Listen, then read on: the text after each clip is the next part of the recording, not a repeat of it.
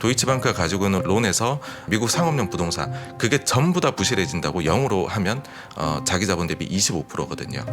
그러니까는 여기는 사실은 이게 부도가 난다라고 보기에는 그 비중이 자기 자본 대비해서는 지금은 좀 적다라는 것이죠. 결국에 이 크레딧 스위스 막장 게임의 끝은 UBS로 끝나는 것 아니겠느냐라는 이야기들이 있었고 결국에는 뭐 그렇게 결론이 나버린 것 같습니다. 전체적으로 미국의 대형 중소형 가릴 것 없이 뱅크런이 발생했냐라고 하면 거기서 일단 530억 달러가 빠져나온 건 맞아요. 그런데 추이로 봤을 때는 오히려 예금 이탈액이 줄었다. 그러니까는 생각보다는 지금 자금 조달에 은행들이 급하게 쓰는 창구들에서 피크아웃이 다 보이고 있다.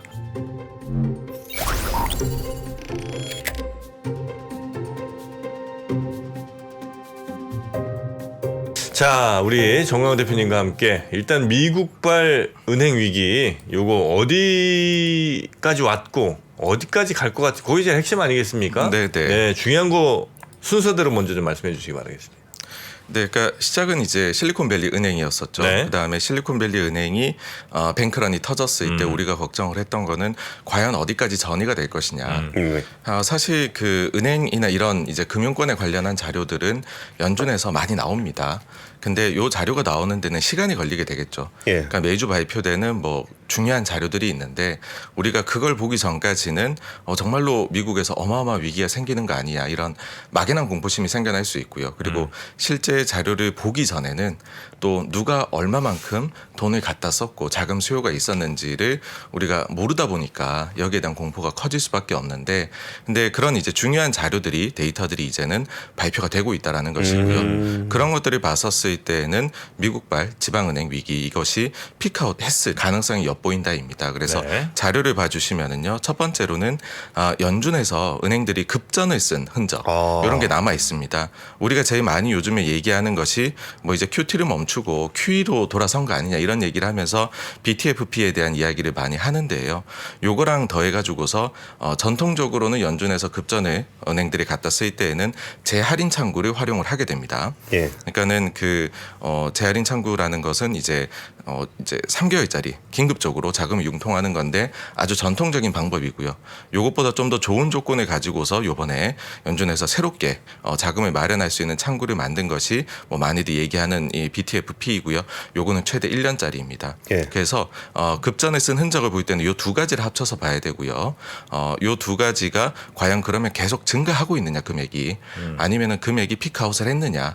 요게 중요합니다. 과거에도 이제 이런 위기가 왔었을 때 2008년이나요. 2020년에 보게 되면은 그때는 이제 재할인 창구가 중요한 역할을 했었고요. 재할인 창구에서 돈을 가져다 쓰는 금액이 피크아웃을 했을 때가 증시로서는 이제 저점으로 작용을 했었거든요. 그러니까 여기서 돈을 급전을 썼다라는 거는 그 은행의 유동성이 좀 부족한 상황이다라고 해석을 하고 그거를 좀 덜 쓰게 되면은 유동성이 좀 해소가 됐다 이렇게 해석을 하는 건가요? 네, 그렇습니다. 그러니까 재할인 창구를 활용을 하게 되면 일단 돈은 바로 가져다 쓸 수 있는데 그러니까 당장에 급한 불은 끌 수가 있죠. 근데 단점은 뭐냐 하면 이게 이제 낙인 효과가 있습니다. 어쨌든 이런 데에서 급전을 끌어다 쓴 은행이다라고 하면은 다른 데서 평판이라든지 돈이 빠져나가는 위험들이 또 있을 수가 있거든요. 근데 그럼에도 불구하고 여기를 활용을 한 거니까는요. 근데 요 금액이 보시면은 SVB 사태가 있고 나서 1,602억 달러가 갑자기 증가를 했었거든요. 두 개를 합쳤을 때. 근데 22일 기준으로 일주일이 지나서는 9억 달러 감소를 했습니다. 그러니까 이제 급전을 빌려 쓰는 쪽은 좀 줄었다라는 것이죠. 네. 그러니까 뭐 거의 비슷할 수는 있는데 원래 과거에는 이 그 위기가 전이가 되고 있는 그런 위기가 왔었을 때는 이 금액이 쭉쭉 늘어납니다. 근데 지금은 그게 일단은 조금 뭐 심드렁해졌다. 그렇게 보일 수 있고요. 근데 그러면 이런 의문이 생기실 거예요. 뉴스를 보시면은 연준의 자산이 많이 늘었다라고 하던데 왜 여기에서는 지금 소폭 감소로 나오느냐라고 하실 수 있는데요. 늘어난 부분은 어디냐 하면 연방예금보험공사가 연준에게서 돈을 가져간 게 늘었습니다. 그러니까는 지금 파산한 은행들 있잖아요. 예. 뭐 SVB나 시그니처 같은 경우 여기를 처리하는 과정에서 연방예금보험공사는 이제 그 연준에서 돈을 끌어다 쓰게 되거든요. 그러니까 이거는 이제 부실 기업을 정리해가는 과정에서 네. 증가하고 나중에는 다 처리가 되면 감소하고 없어져 버릴 겁니다. 그렇겠네요. 네. 근데 요 금액이 2주간 1,800억 달러가 증가를 했는데 지난주에도 가장 최근 주에도 370억 달러가 증가를 하면서 그렇게 된 것이다. 이고요. 요거는 뒤에서 조금 더 말씀드리겠지만은 이 금액 중에 3분의 2 정도는 오히려 좋은 데 쓰였습니다. 그러니까 시그니처 은행이 이제 일부 자산하고 예금이 매각이 됐거든요. 그 과정에서 돈을 또 조금 가져갔었던 게 있어서 요 부분은 사실 저희가 이제는 그렇게 신경 쓸 게 아니고 또 한 가지 늘어난 게 뭐냐면 해외에 있는 중앙은행들이 지금 연준에서 돈을 끌어다 쓴 게 있어요. 통화 수합. 예, 그렇습니다. 근데 전통의 우리가 이제 차이가 있어요. 두 가지가. 전통의 통화 수합이라 하면은 한국의 기준으로 하면 우리 통화를 담보로 해가지고서 미국의 달러를 가져오는 거거든요. 네. 예. 그러니까 사실상은 우리 통화는 우리가 발권력을 가지고 있기 때문에 요거는 이제 뭐랄까요, 이렇게 담보가 없다라고도 볼 수 있습니다. 그러니까 우리가 자유롭게 할 수 있는 거죠. 근데 연준이 지금 하고 있는 건 피마라고 하는 것이고요. 요게 2021년도 7월달에 새롭게 만들어진 제도입니다. 이거는 뭐냐 하면은 내가 담보를 가지고 가면, 그러니까 여기서 담보는 미국 국채입니다. 외환보유고에 있는. 예. 그걸 가지고 가면은 연준에서 돈을 언제든지 빌려주겠다라는 거거든요. 그러니까 21년 6월에 생각해 보시면 여전히 QE를 하고 있을 때였어요.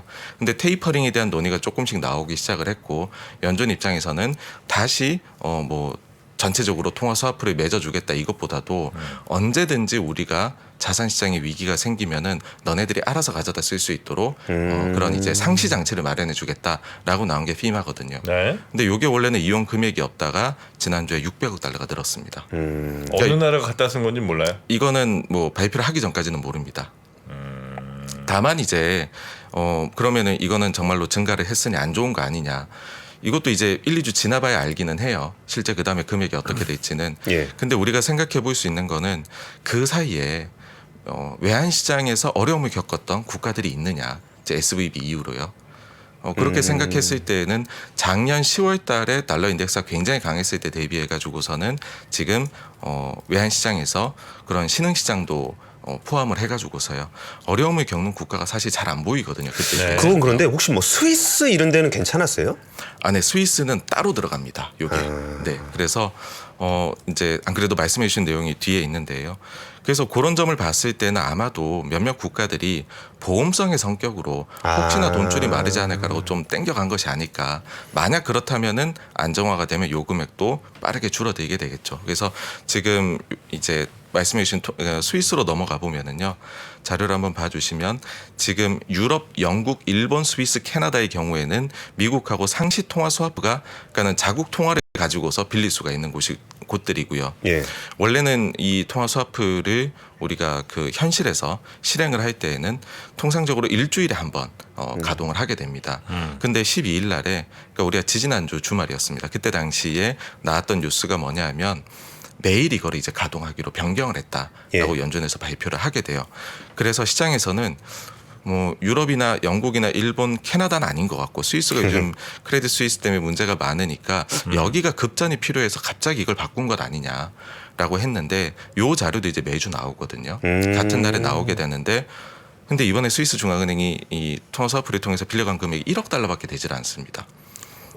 거의 빌려간 게 없는 거죠. 근데 작년 10월 달에 그때도 크레딧 스위스가 문제가 있다 그랬고 맞아요. 결국에는 사우디에서 이제 돈을 증자를 10% 넣어주면서 사태가 그때 잠시 이제 마무리됐지 않습니까?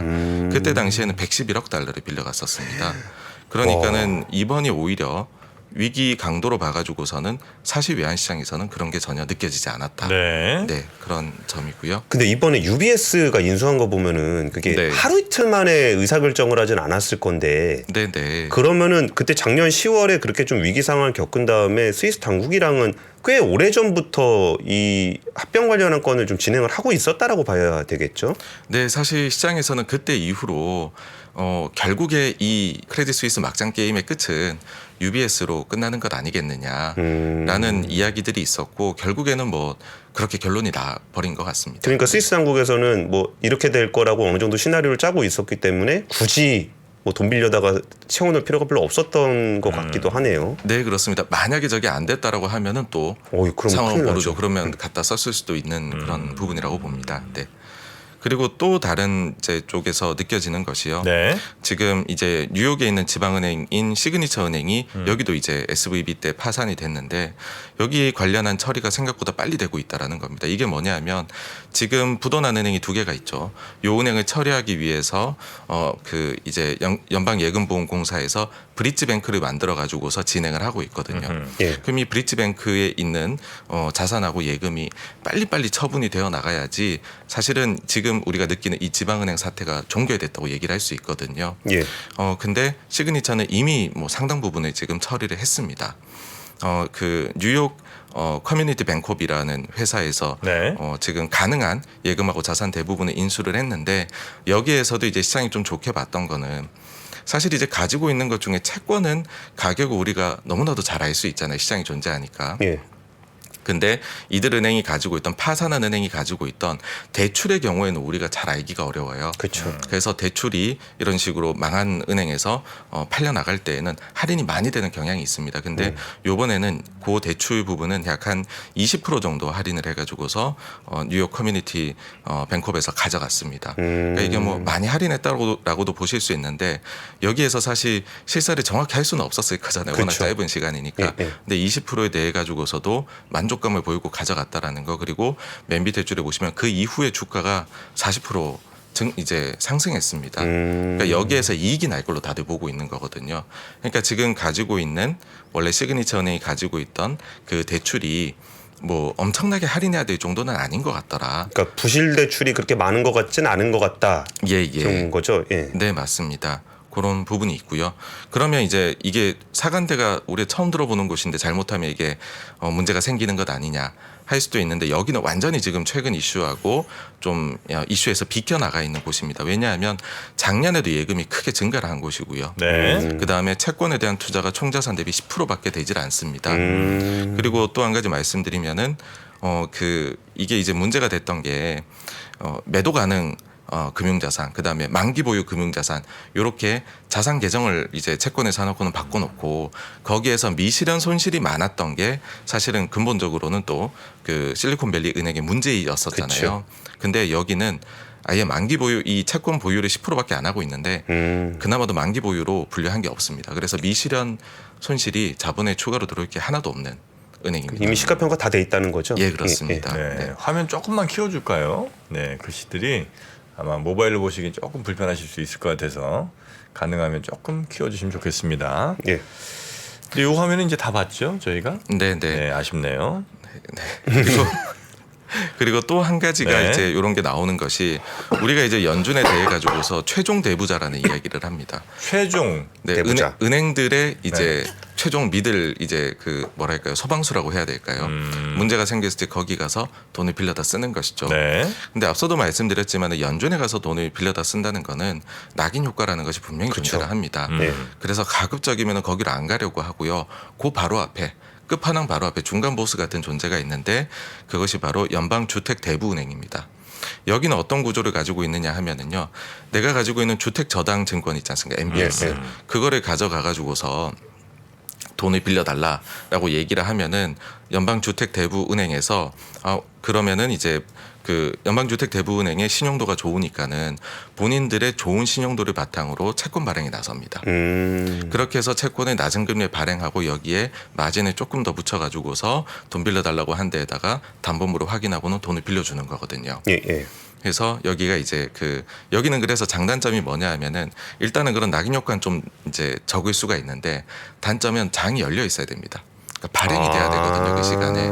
지금 최근에 SVB 관련해서 조금 엿길로 새는 거긴 한데 이와 관련해 가지고서 지금 그 통화 내역이 뭐 몇몇 신문사에서는 이게 확보를 해가지고서 기사를 막 쓰고 있는데 보게 예. 되면 SVB도 맨 처음에는 MBS를 가지고서 연방주택대부은행에 찾아간 걸로 나옵니다.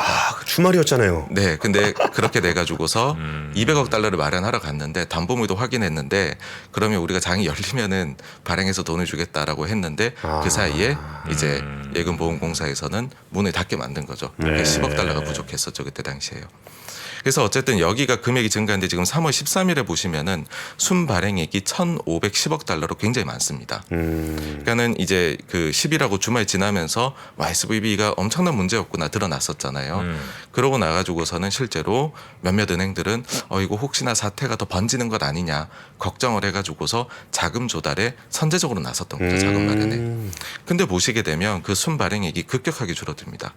그러고 이제는 21일에는 순발행액이 0이 되고요. 22일로 가게 되면은 마이너스로 이제는 이거를 상환하게 되는 그러네요. 것이죠. 그러니까 이거는 무슨 얘기냐 하면은 급하게 혹시나 모르니까 돈을 마련하자라고 했던 곳에서 그 정도 위기는 아닌가 보다. 근데 그러면 우리가 지금 이거 비용 내면서 그 연방주택 대부은행에서 빌려놓을 필요가 있을까? 갚아버리자 이거거든요.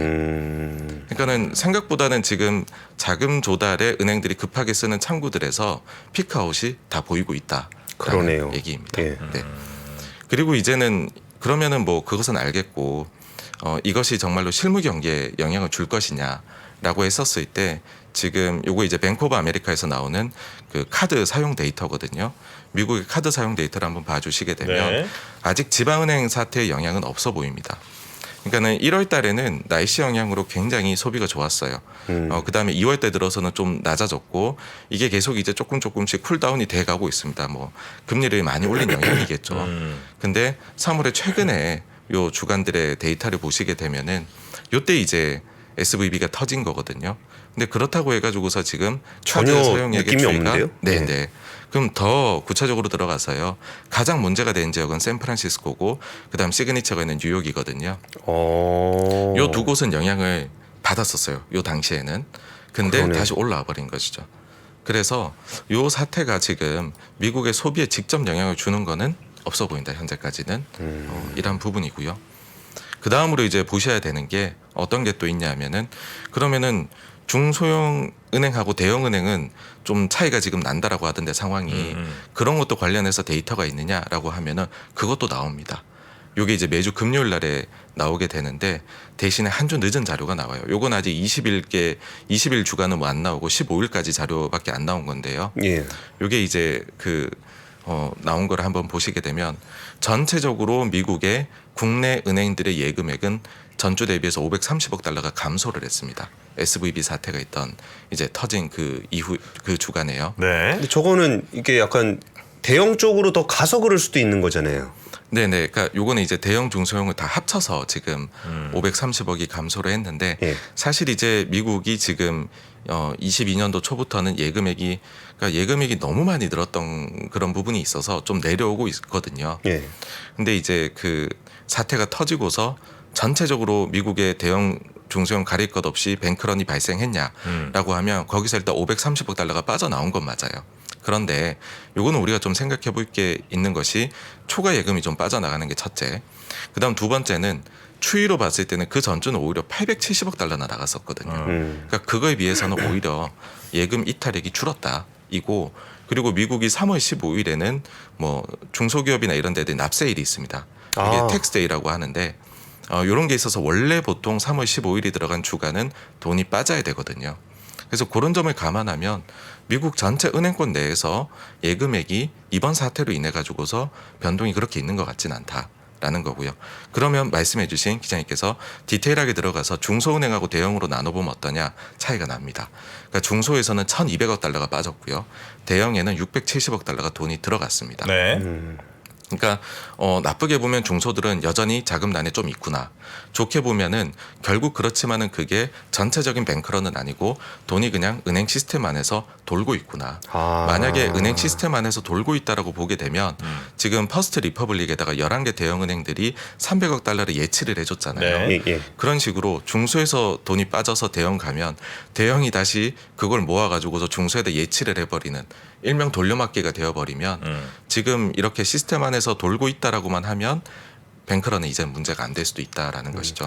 도이치방크 얘기는 꼭 안 들어볼 수가 없을 것 같거든요. 네네. 그 도이치방크까지만 좀 짧게 듣고 마무리를 했으면 좋겠어요. 네, 알겠습니다. 그래서 마지막으로 한 말씀만 더 드리면은요. 네. 이 예금 인출로 인해서 대출 태도가 부정적으로 바뀌면 경기 침체가 올 수 있다. 이게 파월 의장이 3월 FOMC 회의에서도 제일 우려한 부분이거든요. 근데 그 대출은 다 늘었습니다. 그러니까 대출이 지금 감소한 게 없습니다. 요 점도 이제 괜찮은 점이라고 볼 수 있고요. 그러면은 지금 SVB하고 CS 그다음에 도이치방크하고 차이는 뭐냐 하면요. SVB, CS는 예금이 똑같이 감소했고요. SVB는 여기에 장기 채권 미실현 손실이 있었습니다. 그렇죠. CS는 적자가 계속 났던 은행이에요. 근데 도이치방크는 뭐가 다르냐면 일단 예금이 계속 늘고 있는 은행입니다. 지금. 그다음에 코로나 사이에 자산 증가가 거의 없었어요. 그러니까 사실 유럽의 은행들의 공통점이기도 한데 미국의 은행들처럼 채권을 장기 채권을 사서 미실현 손실이 발생할 그런 기회도 사실은 가지지 못했습니다. 약간 전통의 영역에 가깝게 영업을 했고요. 마지막으로 CS랑 다르게 여기는 흑자가 계속 나고 있습니다. 네. 그런 점이 차이이고요. 좀 더 들어가 가지고서 도이치방크에 대해서 시장에서 걱정하는 것은 지금 이제 그 AT1 같은 경우에 비중이 도이치방크가 좀 된다는데 이게 리파이낸싱이 안 되면 어떡하냐. 그쵸. 그럼 자본 조달해야 되는 거 아니냐. 두 번째가 다음 타겟은 아무리 봐도 미국 상업용 부동산이 부실해질 것 같은데 여기에 대해서 도이치방크가 좀 익스포저가 있는 것 같더라. 그쵸. 여기야 문제가 생기면 어떡하냐인데요. 앞서 우리가 SVB 같은 경우에는 미실현 손실이 차지하는 게 자기 자본 대비 거의 100%였어요. 근데 도이치방크는 이게 다 없어진다고 가정을 해도요. AT1이 다 없어진다 치면 자기 자본 대비 13%가 없어집니다. 그 다음에 도이치방크가 가지고 있는 론에서 미국 상업용 부동산 그게 전부 다 부실해진다고 0으로 하면 자기 자본 대비 25%거든요. 그러니까는 여기는 사실은 이게 부도가 난다라고 보기에는 그 비중이 자기 자본 대비해서는 지금은 좀 적다라는 것이죠. 앞서 사례들하고 비교를 해서는요. 도이치방크가 미국 부동산 쪽에 빌려준 돈이 다 멸망하면 25% 마이너스 되는 거라고요? 네, 자기 자본 중에 25%? 25%가 날아가게 됩니다. 근데 또 하나도 못 받으면 뭐 건전성이야 네, 좀 그렇습니다. 훼손이 되겠지만 뭐 망할 정도는 아니네요. 네. 그래서 현실적으로 우리가 볼 수 있는 거는 이제 AT1의 경우에는 이자 비용이 증가하지 않을까 이거를 이제 차원을 할 때 그러면은 현재 잔액 기준으로요. 이제 그 율이 1% 올라가면 순이익이 작년도 순이익 기준으로 1.55% 감소하게 됩니다. 그러니까 이것도 사실은 크지가 않다라는 거고요. 미국 상업용 부동산은 회사에서 얘기하기는 LTV가 61%로 우리는 대출을 그렇게 마구잡이로 해주지 않았다. 이고 그 다음에 현실적으로 이제 우리의 상업용 부동산하고 미국은 다른 게 미국은 이제 주거도 비슷하지만은 돈을 빌릴 때 장기로 빌려요. 중장기로 가급적이면. 우리야 이자율이 올라가게 되면 뭐 3개월 6개월마다 그쵸. 이게 팍팍 반영이 되지만은 미국의 경우에는 그렇지가 않다라는 거. 그러니까 장기 시장이 활성화돼 있어서 가능한 거고요. 그랬을 때 2023년도에 본인들이 가지고 있는 도이치방크가 가지고 있는 미국 상업용 부동산 중에서 23년도에 리파이낸싱이 필요한 대출 규모는 총 그 미국 상업용 부동산 대출 중에 10% 중반이라고 합니다. 그 롤오버하는 네, 규모죠. 그렇습니다. 네. 그러니까는 그쪽도 크지를 않다라고 알겠습니다. 얘기를 이제 할 수 있는 것이죠. 일단 네. 은행 위기는 지금 현재 거의 피크아웃이 좀 보이는 것 같다는 우리 대표님의 판단이신 것 같습니다. 뒷부분 더 듣고 싶은데 시간이 네, 장이 열릴 시간이 돼버렸네요. 시간이라 오늘은 여기까지만 좀 하고 네. 우리 대표님 또 정기적으로 저희 또 나와주시니까 네. 다음 시간에 또 이어 듣도록 하겠습니다. 네, 알겠습니다. 네, 고맙습니다. 감사합니다. 3프로TV가 새로운 모습으로 여러분을 찾아갑니다. 오후 3시 반 클로징벨 라이브는 여도은 앵커 그리고 명민준 앵커가 여명 콤비로 함께 진행을 하고요. 6시 퇴근길 라이브에서는 정프로가 월요일부터 금요일까지 김영렬 센터장, 최창규 본부장 그리고 박재영 차장과 함께 진행을 합니다. 그리고 글로벌 마켓 전문가 이주호 앵커가 글로벌 라이브를 더욱 알차게 만듭니다. 2월 6일부터 새로워지는 3프로TV 다시 한번 많은 관심 부탁드립니다.